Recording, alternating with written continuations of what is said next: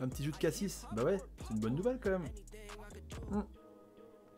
Très bonne nouvelle. Très très bonne nouvelle.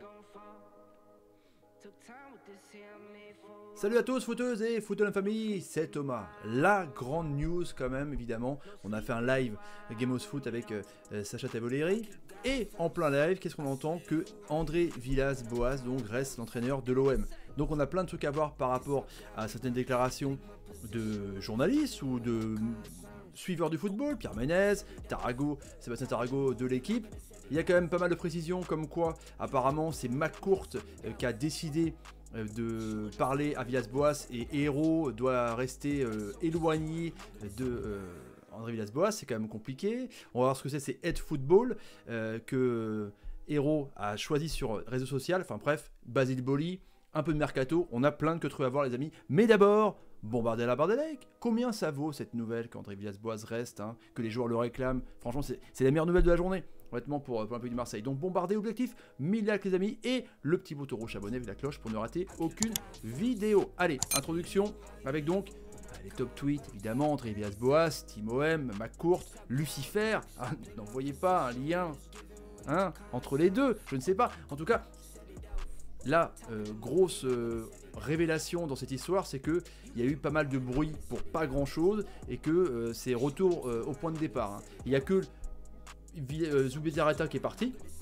Est-ce que c'est Zubizarreta qui a convaincu André Villas-Boas de rester?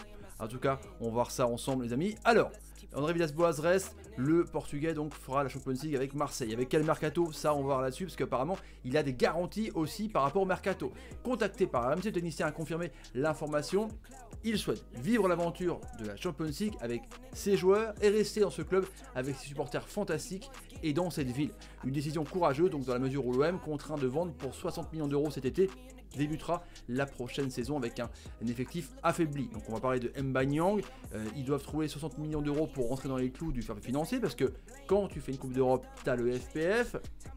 Donc j'espère qu'il n'y aura pas d'exclusion de la Champions League, les amis. En tout cas, dites-moi en commentaire ce que vous en pensez par rapport à ce revirement de situation quand même que AVB reste, parce que c'est une bonne nouvelle pour vous. Alors, le quotidien sportif de l'équipe affirme que André Villas-Boas a déjà des idées de candidats pour les postes présentés dimanche par le président de l'OM via LinkedIn. LinkedIn, j'ai réussi à le dire. Reste tout de même à officialiser tout ça, mais évidemment ce changement radical d'attitude d'André Villas-Boas est une bonne nouvelle pour les supporters de l'OM, lesquels souhaitaient plus que tout que le coach portugais qui a qualifié le club phocéen pour la Champions League reste sur le banc, en zappant Jacques-Henri Hérault pour parler directement avec Franck McCourt. Il y a 200 cloches par rapport à ça. Comme je vous disais, il y a un quotidien qui dit que c'est Jacques-Henri Hérault qui a contacté et qui a convaincu André Villas-Boas, et plusieurs qui disent que McCourt a plutôt contacté et a décidé que Villas-Boas restait. C'est chaud quand même. André Villas-Boas a visiblement fait un choix qui a changé la donne, sauf nouveau retournement de situation, il reste. Par contre, justement, il ne prolonge pas pour l'instant, en tout cas il reste un an de contrat. Et les associations de supporters, on verra en fin de vidéo, exigent le départ de Hérault et McCourt. Donc est-ce que ça va un petit peu acheter la paix sociale? On n'en sait rien. Là on apprend quand même que Jacques-Henri Hérault, on va voir dans un article plus loin, doit se tenir à distance de AVB. Truc de ouf quoi, truc de ouf les amis. Hérault devra se tenir loin de Villas-Boas. La décision en janvier dernier d'intégrer Paul Adrige à l'organigramme du club ne passe toujours pas.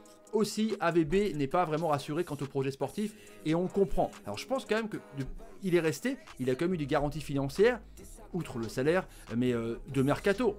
Sans moyens ou presque, l'OM va devoir combler un trou de 60 millions d'euros. Donc d'ici le 30 juin, pour cela, il faudra vendre une partie de l'effectif. Allez voir là-haut la vidéo où tout le monde est à vendre. Mais en gros, les actifs principaux, c'est Bounassar, Kaetachar, Sanson, voire Boubacar Kamara. En gros, les 4 quoi. Si l'entraîneur ne souhaite pas s'engager sur le plus long terme, c'est aussi parce que le club ne peut pas lui offrir des conditions optimales. Alors pourquoi rester? D'après Quotidien Sportif, Villas-Boas souhaite boucler la boucle avec ses joueurs, partir sur une bonne note on va dire. J'espère que franchement il y aura du recrutement. Il a aussi réussi à tisser des liens avec McCourt et une certaine confiance est instaurée. Donc l'américain et le portugais. JHE là-dedans, il n'y est pas. C'est d'ailleurs le propriétaire qui a appelé pour lui faire part de sa décision et non pas le président.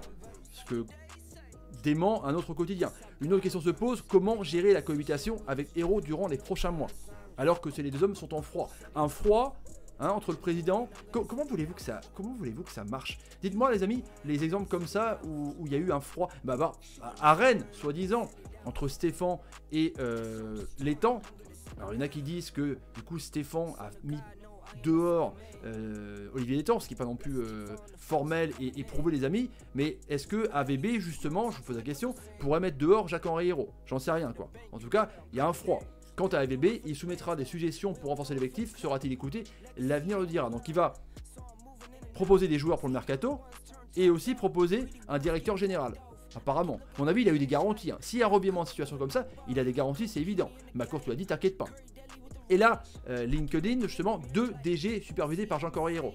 Ce qui est inquiétant pour certains, ce qui est génial pour d'autres. Inquiétant dans le sens où il veut des mecs qui ne sont pas dans le football. On va un petit peu étioler ça.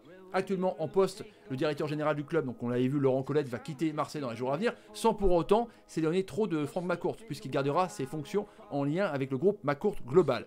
La radio dévoile que Jacques-Henri Hérault mène actuellement des entretiens pour le poste de DG Business, lequel sera en charge de développer la marque OM, donc merchandising, diriger les équipes administratives et rester à l'affût d'éventuels projets immobiliers susceptibles d'intéresser le propriétaire du club, Franck McCourt. On savait, est-ce que c'est prouvé ou pas, différentes sources, encore une fois je relais, que McCourt était arrivé pour de l'immobilier à Marseille. L'Olympique de Marseille prospecte toujours en ce qui concerne le directeur général du football. Afin d'expliquer sa démarche et trouver la perle rare, Jacques-Henri Hérault s'apprêtait ce dimanche à publier une tribune sur LinkedIn. Un petit peu une manière américaine. RMC a eu l'occasion de consulter cette annonce dans laquelle les qualités requises pour obtenir le poste sont décrites. Il est clairement expliqué que ce futur DG du foot, qui remplaça Andoni Zubizarreta dans un rôle similaire à celui d'un directeur sportif, sera chargé du développement de l'information. On avait dit que le deuxième étage de la fusée, c'était la formation et le trading, comme je vous le disais, de joueurs, trading de joueurs, de la négociation des contrats et des rapports avec le coach de l'équipe première. Le head of football doit placer le coach dans les meilleures conditions de réussite, explique notamment JHE. Alors, maintenant à savoir si ce coach en question se nommera André Villas-Boas. André Villas-Boas. Donc, il y aura un head coach pour faire un petit peu le lien entre tout ce qui est contrat, enfin voilà, un directeur général, quoi, un directeur sportif général, en gros. Alors, il y en a qui trouvent ça flippant, il y en a qui trouvent ça méthode américaine. Ça se passe comme ça dans les clubs de basket, par exemple. Le recrutement du head of football, ça sert à quoi, justement? Découle de cette logique. Montrer un peu plus en puissance sur l'aspect sportif en recrutant un spécialiste du monde du football doté d'un profil d'un nouveau genre. Ce manager se projette sur le long terme, supervise la stratégie en matière de formation, affiche des qualités transactionnelles évidentes pour mener à bien les acquisitions et cessions de joueurs dans le cadre des objectifs fixés. Ce head of football est plus qu'un directeur sportif, il est un support décisif pour le coach. Donc il faut quand même trouver quelqu'un qui plaît à André Villas-Boas. On parlait d'Enrique par exemple du PSG, pourquoi pas, mais clairement c'est primordial. Là en gros Marseille a envie de faire un peu comme Lille, comme Monaco, du trading et d'avoir un vrai professionnel. D'où Aldridge qui était venu pour mettre en exergue son réseau par rapport à la PL. Je vais fait une vidéo par rapport à Newcastle, une bonne nouvelle, parce qu'il pourra acheter des joueurs par rapport justement à Marseille. Des Kaitakar, des Camara, des Sanson. Donc voilà, Head of Football, donc 2 DG. Un qui est dans le monde du football et un autre pas du tout. Pierre Ménez, il a dit du nouveau sur le Villas-Boas. Le dernier truc que j'ai, c'est que Jacques-Henri Hérault a fait une interview sur LinkedIn dans laquelle il dessine les contours de son manager général, ou je ne sais plus les termes anglais ridicules qu'il a utilisés, et de son directeur sportif. Cela veut dire que ni l'un ni l'autre ne sont choisis, alors qu'il est bien évident qu'il avait décidé depuis de longs mois de se séparer de Zubizarreta. On est d'accord les amis qu'il avait dit qu'il cherchait un DG depuis l'automne, c'est pour ça que Zubizarreta était en gros poussé à partir. Et là, en gros, il n'y a personne, puisqu'il cherche. Gouverner, c'est prévoir. Là, il y a une vraie différence, une défaillance, pardon, différence, tu vas me dire, et un vrai flou pour André Villas-Boas, qui ne sait pas avec qui il va travailler. Il ne sait pas s'il a envie de travailler ou pas avec ces gens-là. Franchement, je pense que si Villas-Boas venait à décider de rester à l'OM, malgré tout, ça, malgré les perspectives d'avoir 60 millions d'euros de vente à faire, ça voudrait dire que cet entraîneur a un amour démesuré pour ce club. Donc en gros, il est persuadé que André Villas-Boas effectuera la dernière année de contrat à l'Olympique de Marseille, mais il n'ira pas plus loin, en gros. Voilà.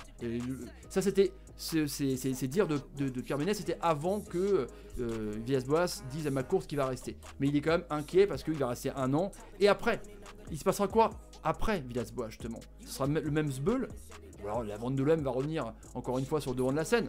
Donc voilà les amis. Est-ce que Villas-Boas a eu des garanties? Est-ce qu'il a des noms déjà de head of football, de DG? C'est évident, j'espère. Et surtout, des notions sur le mercato. Et Sébastien Tarago de l'équipe, ce n'était pas du tout l'idée de départ d'Hérault. Pour expliquer un petit peu le froid entre Hérault et André Villas-Boas. Je peux comprendre le choix d'AVB, même s'il renie ses nombreuses paroles au cours de la saison, car il avait quand même dit que son futur était lié à celui de Zubizarreta, ce n'est jamais très bon de revenir en arrière. Mais il peut retomber sur ses pattes en disant que Zubizarreta lui a dit de rester, que ses joueurs lui ont demandé de rester. C'est ce que la version officielle, on va dire. En fait, il fait un acte de grande générosité, il s'en sortira. Après, pour le club, cette situation n'est pas si simple. Hérault voulait le faire partir sans lui donner quoi que ce soit. Si la direction lui avait donné un peu de sous, un peu de sous au départ, il serait parti. Et puis du coup, ça a patiné, ils ont eu le temps de passer des coups de fil, et au final, ils changent d'avis. Ce n'était pas du tout l'idée de Jacques-Henri Hérault. Donc Hérault voulait dégager Villas-Boas, mais McCourt en gros a convaincu Villas-Boas de rester. Ah, c'est un petit peu... c'est compliqué, hein. Retour en arrière, on comprend rien. Donc ça explique le froid entre Villas-Boas et Hérault justement. Vont désormais justement devoir trouver un terrain d'entente en vue du prochain mercato. Parce que mine de rien, c'est un président, il fait lien entre McCourt et le sportif, il va falloir bien qu'il parle. J'espère qu'il n'y a pas un front non plus énorme les amis. On est d'accord. On va parler maintenant des pistes, des petites pistes. Donc Jacques-Henri Hérault, il va falloir que tu mettes de l'eau dans ton vin, ou alors André Villas-Boas aussi pour vous entendre, évidemment. Basile Boli en directeur du sportif, est-ce que ça vous convient les amis? Il est dans le club déjà, figure emblématique, hein. La tête, 1-0, Milan, bam, voilà. Est-ce que pour vous ça irait que Basile Boli, même s'il n'y a peut-être pas toutes les compétences, on ne sait pas, soit directeur sportif ou directeur du sportif de l'Olympique de Marseille? C'est dans la shortlist. Dites-moi ce qu'on en pensez les amis. Le mercato, Mbanyang, vous savez que je suis rennais, a dit qu'il aimerait rejoindre un grand club. Donc il fait un appel du pied à l'OM, il annonce même des discussions, il dit même je suis prêt à baisser mon salaire. Donc en gros il fait tout pour partir du stade rennais, même s'il reste au stade rennais, il fera son taf, patati patata. Alors je le prends pas mal du tout, hein, parce que Rennes est un très bon club de Ligue 1, on peut peut-être en devenir de plus, mais Marseille est un grand club, donc il n'y a pas non plus de soucis à se faire. Par contre c'est 30 millions d'euros. Est-ce que l'OM va pouvoir mettre Nyang, sachant qu'ils vont vendre tout le monde? C'est compliqué. Et 13 minutes de vidéo presque, excusez-moi, les associations de supporters de l'OM, les MTP et tutti quanti, donc ont écrit un courrier sur la direction, donc j'ai la fin, hein, dirigeants, cassez-vous tous, allez l'OM. Je ne vais pas tout lire non plus, vous pouvez le trouver sur internet évidemment. Nous dénonçons depuis des années l'incompétence des personnes à la tête de notre club, propriétaire et président, et nous continuerons à le faire à chaque fois que nécessaire. Donc est-ce que justement il y avait, ça va acheter un petit peu la paix sociale le fait que AVB reste? Est-ce que c'est un choix de McCourt quand il a vu ce communiqué des supporters de se dire ouh c'est chaud, donc reprenons AVB parce qu'on sait que les supporters adorent AVB? Je vous laisse faire un petit peu votre avis là-dessus les amis. Je te demande la question, à votre avis cette situation pour vous de l'OM est-elle réglée? Est-ce que c'est un bordel sans nom? Est-ce que c'est une bonne nouvelle que Villas-Boas reste? Dites-moi en commentaire les amis. Partagez la vidéo sur Twitter, Facebook, Instagram et Snapchat, le petit like qui va bien. Et on se retrouve pour une prochaine vidéo, les amis. Salut, salut, salut et salut. C'était le sbeul un petit peu, mais ça va, on s'en est sorti.